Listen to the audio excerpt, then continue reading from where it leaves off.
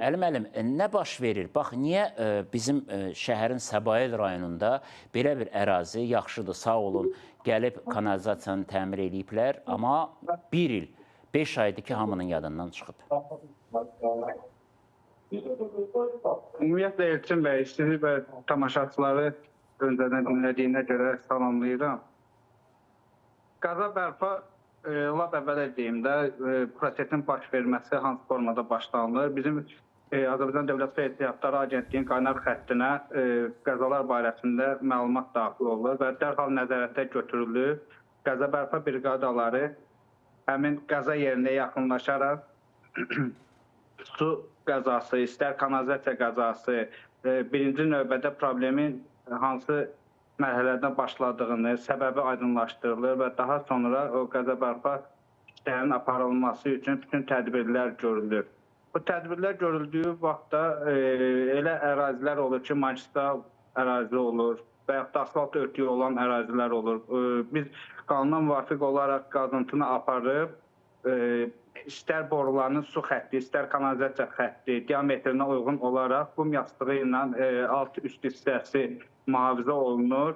Bu formada da ora örtü coğrafi baxımından belə deyim, örtükdən asılıdır ki, hansı maddələr verilir. Misal, şebendi, atsepti, asfalt örtüyü olan hallarda da biz idarə adından, qurum adından deyə bilərəm ki, Azərbaycan Dövlət Su Ehtiyatları Agentliyi, Azərbaycan Avtomobil Yolları Dövlət Agentliyinə bizim texniki şöbələr vasitəsilə müraciətlər daxil olur ki, həmin qaza aradan qaldırıldıqdan sonra asfalt örtüyü ilə örtülsün.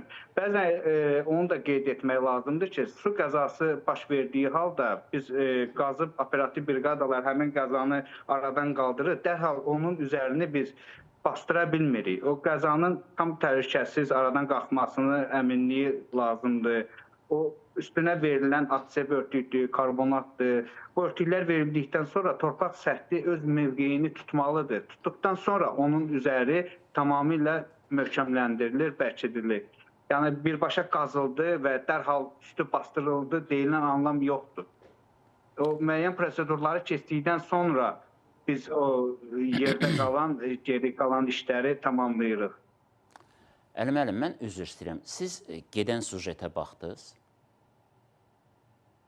Bəli, sujetə baxdım, izlədim. Axı, biz orada magistral yoldan danışmırdıq. İnsanların yaşadığı məhəllənin içində pilləkən olub, gəlib orada təmir işləri aparılandan sonra pilləkən yoxa çıxıb. Bu magistral yoldan getmir söhbət. Vətəndaşlar da ondan istifadə edir. Sürüşürlər, yıxılırlar.